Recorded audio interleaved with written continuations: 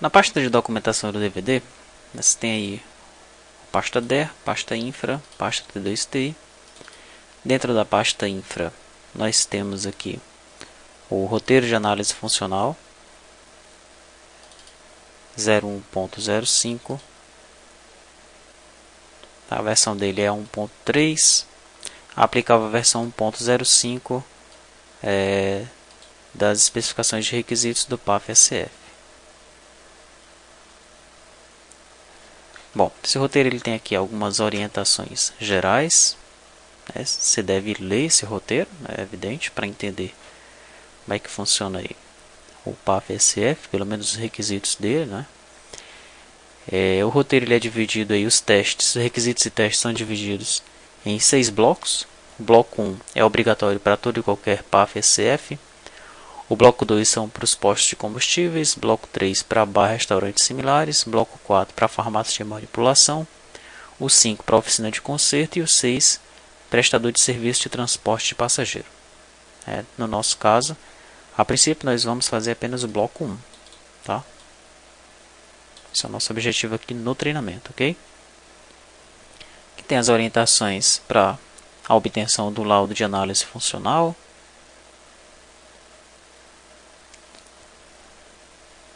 E aqui vem as informações que você vai prestar quando você for fazer a homologação do PAF-SF. Você vai dizer qual é o nome do programa, vai identificar o principal arquivo executável, a linguagem de programação, o sistema operacional, o banco de dados, tipo de desenvolvimento, se é comercializável, exclusivo próprio ou exclusivo terceirizado. No nosso caso aqui ele é comercializável. Funcionamento, se ele funciona apenas standalone, em rede ou parametrizável. No nosso caso ele é parametrizável. Meio de geração do se integra pelo PAF, pelo sistema de retalhado, pelo sistema PEG. Isso é o que nós vamos discutir um pouco no EAD. Tá? Nós vamos ter só mesmo um PAF-SF, é melhor a gente fazer aí um sistema de gestão, um SG, um sistema de gestão para desenvolver algumas funções do PAF-SF. Vamos discutir isso aí com calma, ok? Para implementar. A implementação é simples, é só tirar de um sistema e colocar no outro. A questão é que nós vamos ter que homologar os dois, tá? Tanto o sistema de gestão quanto o PAF-SF. Nesse caso, se nós fizermos um sistema de gestão, ele não vai ser o ERP em si, tá? O ERP é outra coisa. Porque nós faríamos aí 2 aplicativos para funcionar com o PAF-SF. O PAF-SF em si, que é aquele que funciona no caixa, um sistema de gestão para ser utilizado ali pelo gerente, por algum outro funcionário no balcão, tá? Integração do PAF-SF é a mesma discussão que nós estamos tendo aqui em cima, se ele vai se integrar com algum sistema de gestão ou se ele não tem integração nenhuma, tá? Forma de impressão de item, exclusivamente concomitante, é aquele que o PAF-SF só imprime diretamente para a impressora fiscal. Passou o código de barra, colocou a quantidade e imprimiu o item na impressora fiscal. Ou será que nós vamos ter um DAV, que é um orçamento? O cliente chega lá, faz um orçamento, você imprime aquele orçamento no formulário padronizado. Nós vamos ver que o formulário é padronizado, tá? Esse cliente pega esse orçamento, vai embora, vai para casa, a mulher conversa com o marido conversa com a mãe. Bom, volta depois com esse orçamento, aquele DAV está armazenado, aquele DAV gera uma impressão fiscal. Vai ter o registro de pré-venda. O que é a pré-venda? Pré-venda é quase uma venda. O vendedor lá ele captura os dados, mas no lugar de imprimir na impressora fiscal, ele anota apenas o número e dá para o cliente. Okay? O cliente vai lá com esse número e os itens eles já são impressos de forma automática na impressora fiscal. No nosso caso, nós vamos ter o DAV e vamos ter a pré-venda. Tá? Tratamento de interrupção de uso durante a emissão do cupom fiscal. E aí? Isso aqui também é uma coisa que a gente tem que decidir no EAD. Tá? Nós vamos recuperar os dados, vamos cancelar automaticamente ou vamos bloquear as funções. Bom, se a gente cancelar automaticamente, esse é o mais fácil. Então, está emitindo cupom fiscal, parou no meio do cupom fiscal, faltou energia, ligou de novo, detectou que tem uma venda aberta, é só cancelar o cupom fiscal. Agora imagina isso num supermercado. Comprou 100 itens, no item de número 90, deu um pau na máquina lá, faltou energia, e aí o caixa olha para ti e fala, tem que passar tudo de novo. Será que é legal fazer assim ou é melhor recuperar os dados? Vamos ver isso daí. Tá? Aplicações especiais, no nosso caso, Identificação do sistema de gestão ou de retaguarda, a discussão que nós vamos fazer. Tá? Nós já iniciamos essa discussão prévia, né? Mas aí quando a gente começa a desenvolver mesmo o sistema, é que a coisa pega. E aí quando a gente vê a coisa pronta, a mente abre mais um pouco para a gente chegar a uma conclusão. Identificação do sistema PED, relação das marcas de equipamentos SF compatíveis com o PAF-SF. No nosso caso serão 5 tipos de impressora fiscal, né?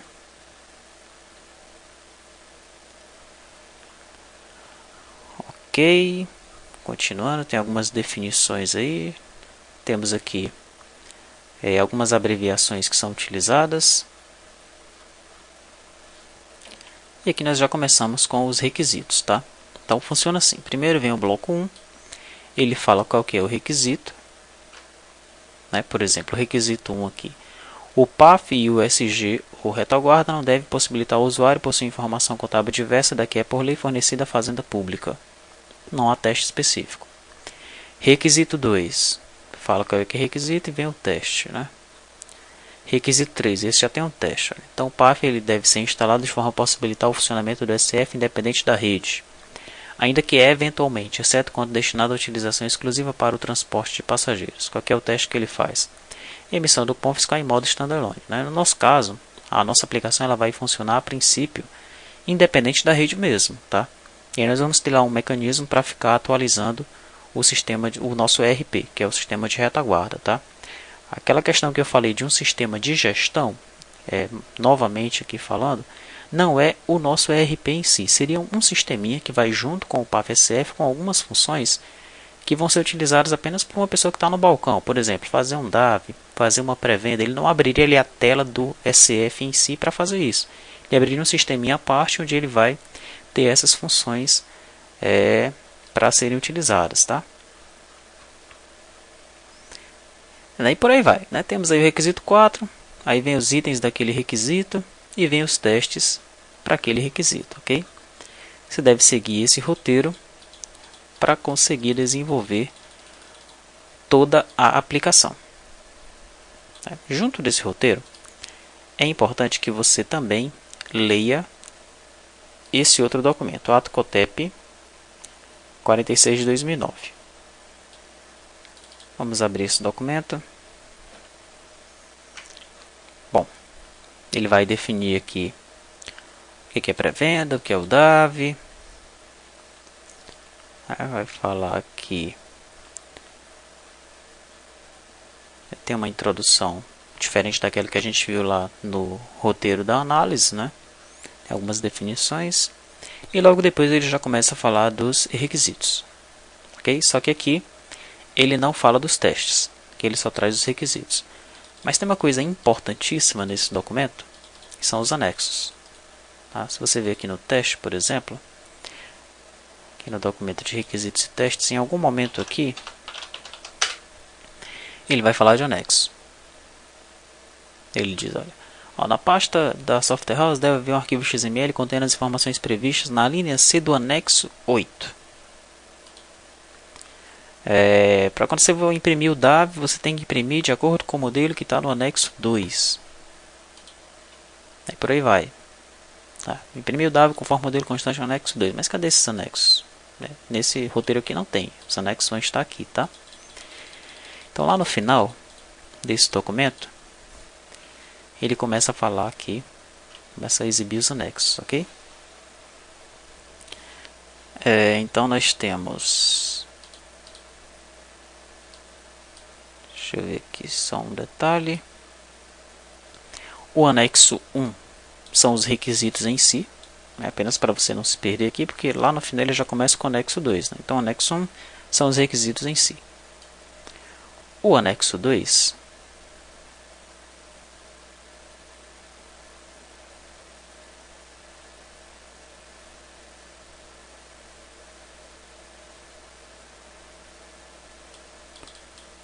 acho que eu já passei, foi muito, né?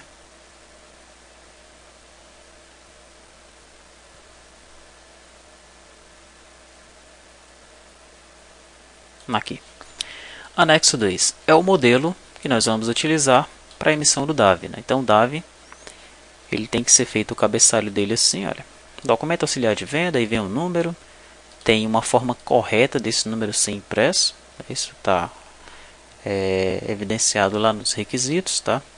Vem essa mensagem que não é o documento fiscal, identificação do estabelecimento, denominação, CNPJ, o destinatário, nome, CPF do destinatário, número do documento fiscal, e aqui vão vir os itens.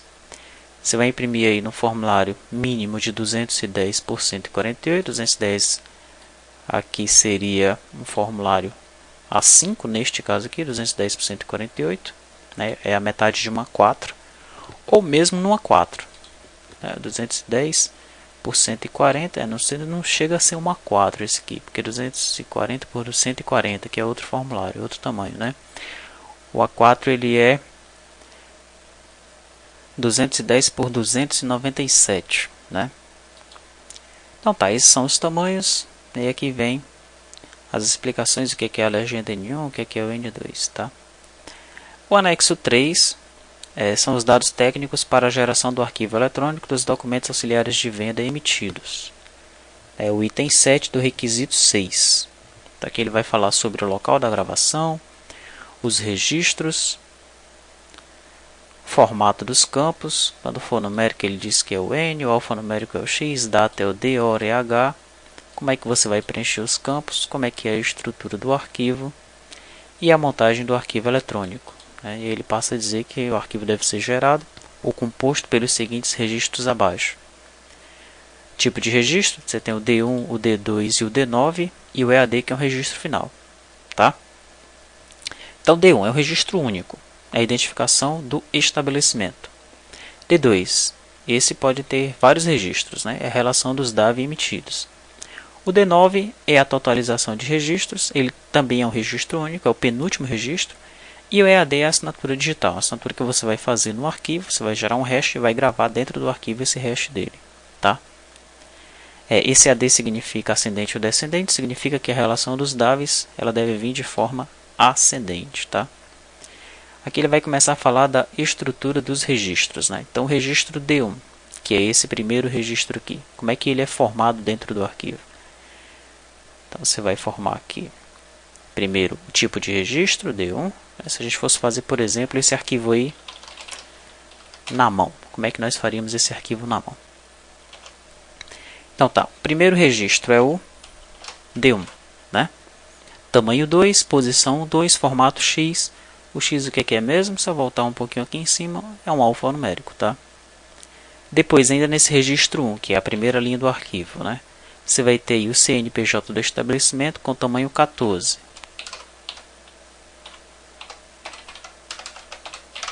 Aí está, um CNPJ, tá?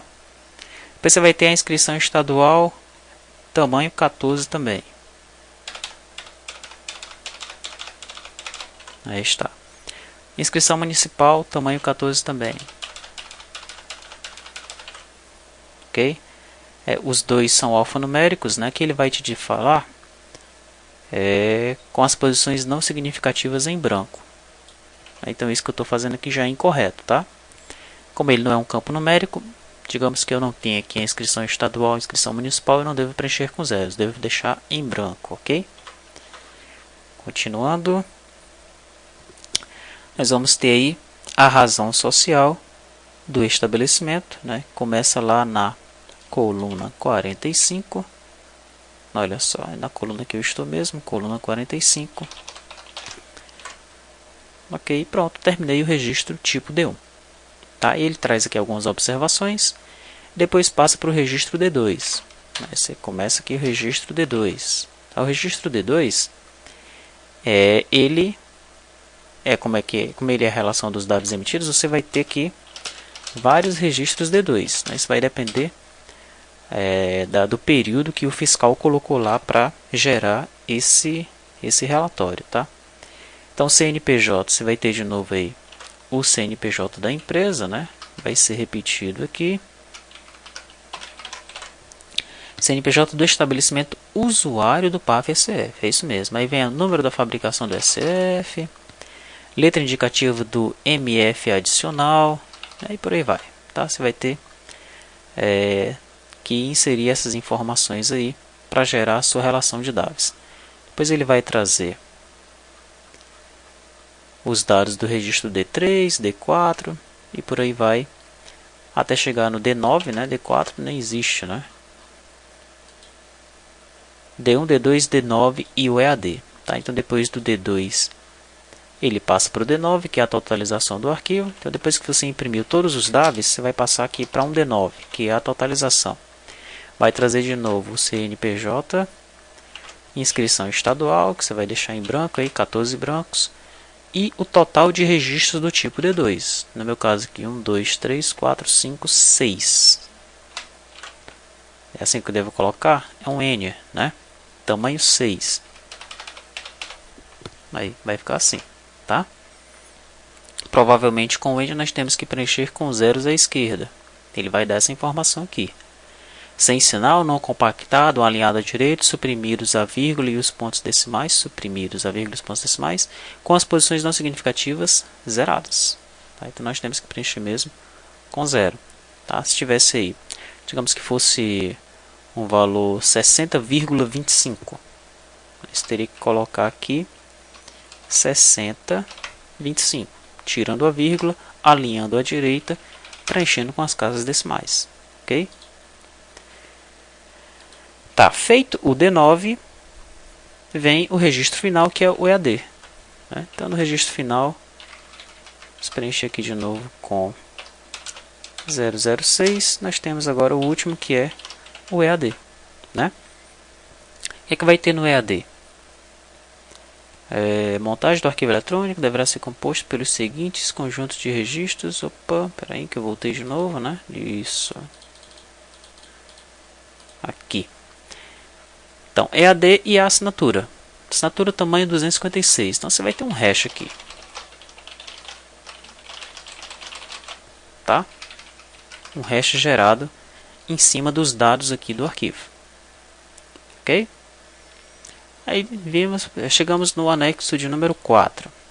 Dados técnicos para a geração do arquivo eletrônico do estoque. Nós precisamos gerar o arquivo do estoque. Nesse momento, a nossa aplicação ela tem que ter uma forma de atualizar o estoque, tá? Tem que ter aí uma comunicação com a aplicação principal para atualizar o estoque naquela estação, ok? E a partir desse momento a gente gera o estoque, tá? Então a mesma questão, ele vai aqui explicar como é que deve ser feito esse arquivo, né? Onde é que ele deve ser gravado e tudo mais, quais são os registros.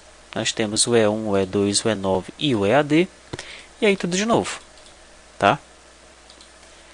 Depois nós temos o anexo 5, dados técnicos para a geração do arquivo eletrônico da tabela de mercadorias e serviços. Então a tabela de produtos também precisa ser gerado um arquivo, tá, ok? Nós temos aí 3 registros, também 4, né? O P1, o P2, o P9 e o EAD. O P1 é o cabeçalho, o P9 é o penúltimo registro, o EAD é a assinatura digital, e nós temos aqui o P2, que é aquele que se repete, que é a relação das mercadorias e serviços, ok? E aí, todas aquelas explicações novamente, chegamos ao anexo 6. São os dados para a geração do arquivo eletrônico dos registros efetuados pelo PAF-SF, tá? Esse registro 6, você vai ver que o arquivo ele deve ser composto pelos registros R1. O que é o R1? É a identificação do SF, do usuário, do PAF-SF, da empresa desenvolvedora e os dados do arquivo. Ele tem o R2, que é a relação das reduções Z, o R3, que são os detalhes da redução Z, o R4, que são os dados do cupom fiscal, nota fiscal de venda ao consumidor, o bilhete de passagem, o R5, que são os detalhes do cupom fiscal, da nota fiscal de venda ao consumidor e do bilhete de passagem, o R6, que são os demais documentos emitidos pelo SF, e o R7, que são os detalhes do cupom fiscal e do documento não fiscal. No caso aqui, os meios de pagamento. No final, o EAD. Esse aqui é o mais complicadinho dos arquivos que devem ser gerados. Você já observou, né? Então, nós vamos ter aqui R1, R2, R3, R4, R5, R6, R7 e, finalmente, a assinatura digital. Tá?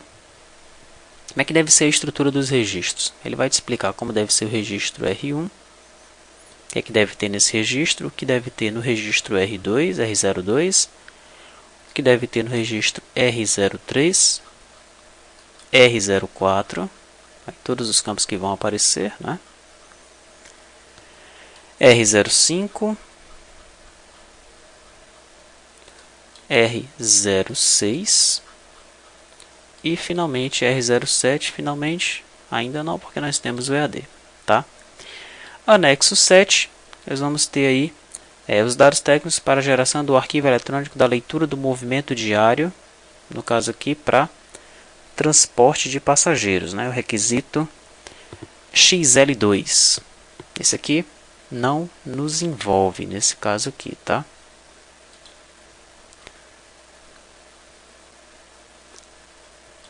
Ok, vamos ver o que mais. T9, EAD.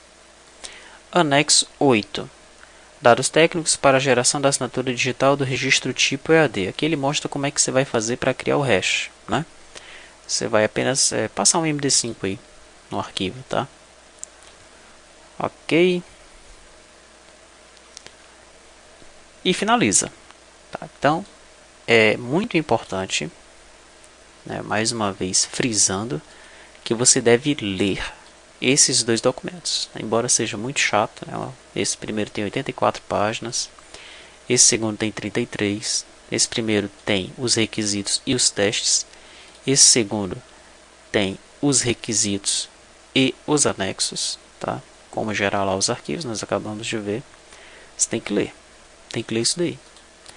Outra coisa que é importante que você leia é esse manual do desenvolvedor, que é fornecido aí pela Cefaz de Minas Gerais. 24 páginas, a fonte é grande. Nesse caso aqui, esse aqui você vai ler rapidão, tá? Bom, como é que eu fiz aqui para desenvolver? Eu criei uma planilha, chamei essa planilha de checklist. Esperar que ela abra aqui com o OpenOffice.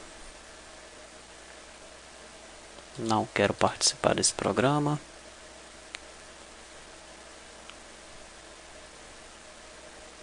Aqui.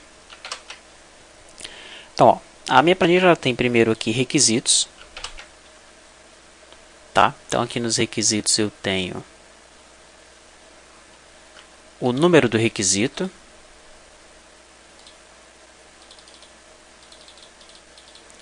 Esse número tirei daqui. Depois eu tenho o item, né? Por exemplo aqui o requisito 4, ele tem 6 itens. Vamos conferir isso.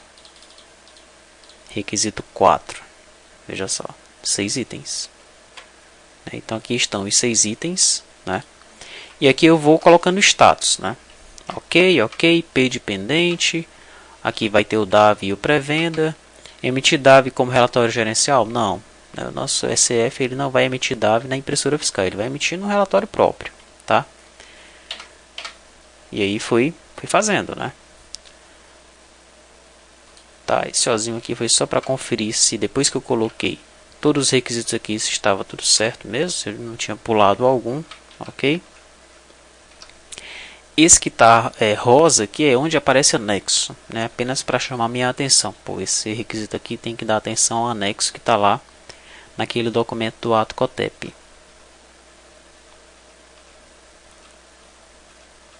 Ok? Então, quando nós estivermos lá no segundo DVD, né, nós vamos fazer esse checklist aqui. Tá? Então, vamos olhar aqui. Realiza o registro de pré-venda. Ok. O que tiver pendente, a gente vai colocando ok aqui. Tá? Depois, nós temos que passar pelos testes, né? Esses mesmos testes aqui, eles são feitos lá pelo órgão técnico credenciado, né?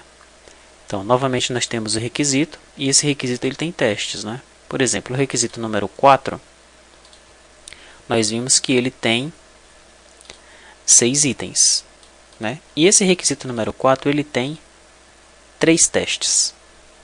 Vamos observar isso aqui. Olha, o teste 2, o 2A e o 3.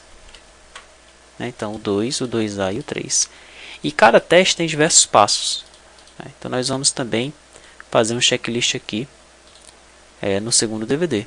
Tá? Abra um cupom fiscal, ok. Registro item comercializado, ok. Condição para requisito atendido. Aí nós vamos colocar aqui se foi atendido ou não. Até chegar no fim de todos os testes, né? Nós temos aqui, deixa eu ver se eu consigo chegar ao final dessa lista rapidamente. Aqui nós temos 86 testes.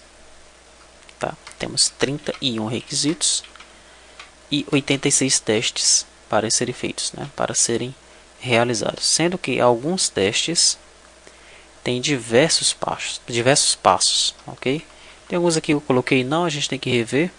Né? No segundo DVD você vai receber esse documento aqui já atualizado, que é apenas para dar uma noção de como é que eu organizei as coisas para desenvolver o PAF-SF.